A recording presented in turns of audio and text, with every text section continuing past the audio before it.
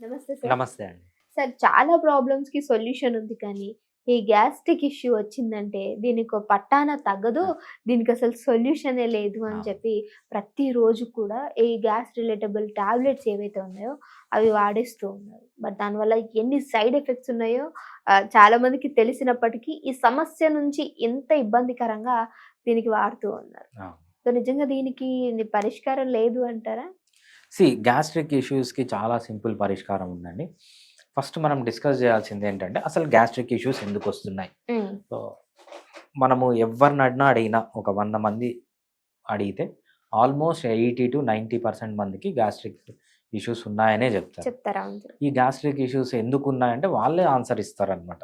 So, ఒక్కొక్కరికి ఒక్కొక్క తోచిన ఆన్సర్ వస్తుంది. కానీ మోస్ట్ ఆఫ్ ది పీపుల్ వాళ్ళు ఆలోచించేది గ్యాస్ట్రిక్ ఇష్యూస్ ఎందుకొస్తాయనేది చాలా తప్పనమాట. మనము ఏదన్నా ఒక గ్యాస్ట్రిక్ ఇష్యూ ఉందని మనం ఇంటర్నెట్‌లో సెర్చ్ చేస్తే, లేకపోతే ఒక యూట్యూబ్‌లోకి గాని ఎళ్లి సెర్చ్ చేస్తే కొన్ని వందల వీడియోలొస్తాయి. ఫర్ ఎగ్జాంపుల్ పర్టిక్యులర్ టాపిక్ పైన ఒక టాపిక్ పైన సెర్చ్ చేశానండి. 100 వీడియోలొచ్చాయి.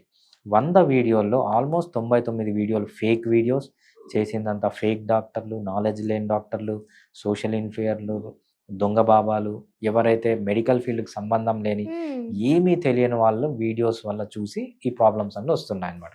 ఓకే. అసలు గ్యాస్ట్రిక్ ప్రాబ్లమ్స్ ఎందుకొస్తాయి అని మనము క క సైంటిఫిక్‌గా తెలుసుకోవాలంటే 3 టాపిక్స్ గురించి మాట్లాడుకోవాలి. ఫస్ట్ ఏం తింటున్నాం? పాతకాలంలో ఇంత కార్బోహైడ్రేట్ ఉండేది గాదు. మనం ఎప్పుడైతే ఎక్కువ కార్బోహైడ్రేట్ తింటున్నామో దానివల్ల గ్యాస్ట్రిక్ ఇష్యూస్ వస్తున్నాయి.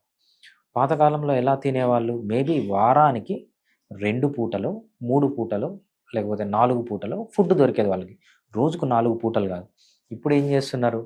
పొద్దున తింటున్నారు, మధ్యాహ్నం తింటున్నారు, సాయంత్రం తింటున్నారు, రాత్రి తింటున్నారు. మిడ్‌నైట్ బిర్యానీలు, ఎర్లీ మార్నింగ్ బిర్యానీలు రోజుకు 6 పూటలు తింటున్నారు.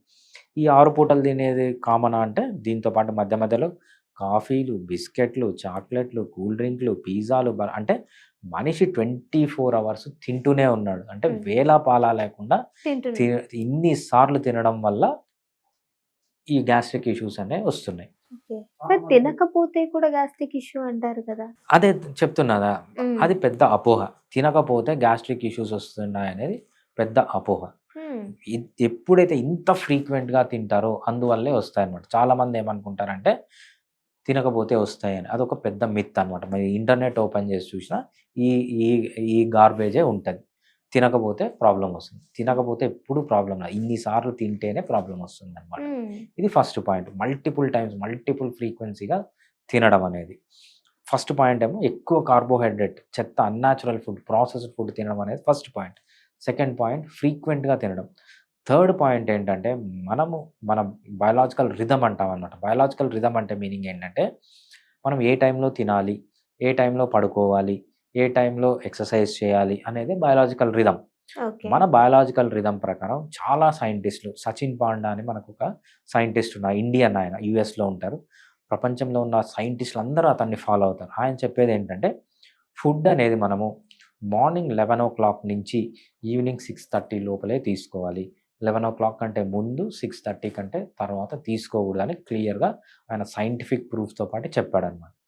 మనం ఈ టైంలో తప్ప అన్ని టైముల్లో తింటున్నాం. ఓకే. సో, ఈ 3 పాయింట్లు సరిగ్గా లేకపోవడం వల్లనే మనకు ఈ గ్యాస్ట్రిక్ ప్రాబ్లమ్స్ అన్నీ వస్తున్నాయి. హ్మ్. ఈ 3 గనక కరెక్ట్ చేసుకుంటే అసలు చాలా మందికి గ్యాస్ట్రిక్ ప్రాబ్లమ్స్ అనేవి ఉండవనమాట. ఓకే.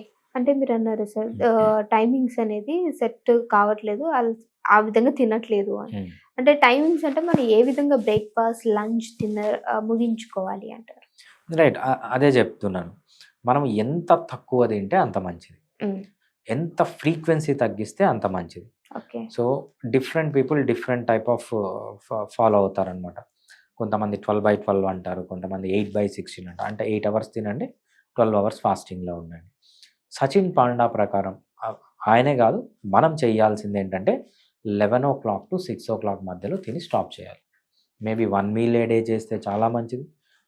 2 meals okay. 3 మీల్స్ గూడా ఓకే అనమాట. బట్ ఈ టైమింగ్ అనేది చాలా ఇంపార్టెంట్. అంటే మార్నింగ్ 11 టు ఈవినింగ్ 6 6:30 అంటే కాదు సార్ 7-9 లోపు బ్రేక్‌ఫాస్ట్ చేసేయాలి. అది కూడా కడుపు నిండా తినాలి అంటారు? అది చెప్పేది. మనకు ఇంటర్నెట్‌లో ఉంది.